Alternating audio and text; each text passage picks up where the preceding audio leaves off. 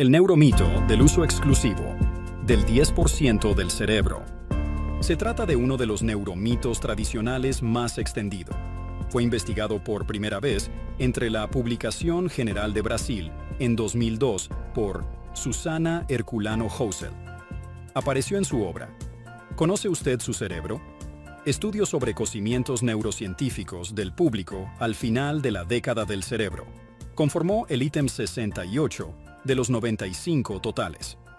Poco después, fue reconocido como neuromito por la OCDE en su reunión de 2007 y plasmado en la obra Comprender el cerebro, el nacimiento de la ciencia del aprendizaje. Así aparece en su página 16 como el tercero de los 8 reconocidos. A partir de entonces, se generalizó el estudio de los neuromitos y ha aparecido en la mayoría de escalas empleadas, entre ellas las escalas más influyentes como la de Howard Jones y otros de 2009, y de Decker y otros de 2012. Sin embargo, lo cierto es que no es cierto que solo usemos el 10% del cerebro. En determinadas ejecuciones empleamos muy diversas partes del cerebro, todas ellas a la vez. Así ocurre, por ejemplo, cuando realizamos una actividad incluso cotidiana. Por ejemplo, cuando leemos un texto se activan distintas áreas cerebrales, de Broca, de Wernicke y giro angular, de distintos lóbulos, frontal, temporal y occipital. Incluso pueden producirse bloqueos por saturación cognitivo, como por ejemplo al leer un texto mientras escuchamos un discurso diferente. ¿Acaso si solo usáramos un supuesto 10% de nuestro cerebro, o podríamos aprender un idioma e incluso dos simultáneamente? ¿O ese mismo aprendiz podría dibujar de esta manera? ¿O resolver problemas como el siguiente?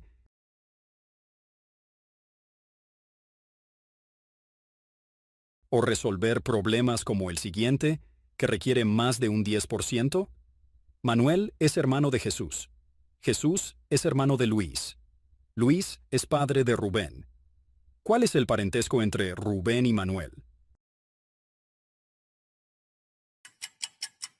¿O podríamos resolver enigmas como el siguiente? Jesús y Carmen mienten algunos días de la semana. Jesús miente los martes, jueves y domingos. Carmen, los miércoles, viernes y sábados.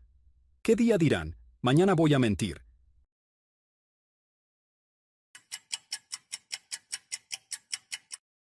O resolver problemas como moviendo solo un vaso de los siguientes para que queden uno lleno y otro vacío sucesivamente.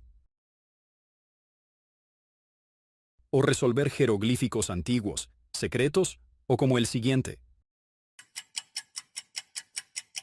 Lo curioso es que además de poder resolver los retos anteriores, al cerebro está predispuesto y bien dispuesto para resolverlos y para aprender a resolverlos, lo que hace de manera natural que desarrollemos nuestro potencial cerebral. Por supuesto que el hogar, la escuela y el contexto enriquecen ese aprendizaje y ejecución cerebral. El cerebro en un ejercicio de rentabilidad va desarrollando nuevas competencias demandadas por la sociedad en su conjunto y olvidando otras. O bien automatiza algunas acciones como la decodificación lectora o desciframiento del código escrito, en beneficio de centrarse más en la comprensión lectora, de mayor requerimiento cognitivo y la autorregulación del proceso, en este caso de requerimiento metacognitivo. O más simple aún, cuando manejamos un vehículo, hacemos de manera mecánica y automática el uso de los mandos para poder concentrarnos en las maniobras de conducción, para llegar al destino por el mejor trayecto, y prevención de amenazas como las maniobras de otros vehículos y de viandantes. Realmente, si solo empleáramos el 10%, nuestra adaptación como seres humanos haría que utilizáramos el total para las tareas más complejas que a veces nos saturan mentalmente. Y bueno, quizás sea cierto que solo en contadas ocasiones de relax u otras podamos usar solo el 10%, pero no en la mayoría de nuestras acciones. Luego, en conclusión, no es cierto que solo usamos el 10% de nuestro cerebro.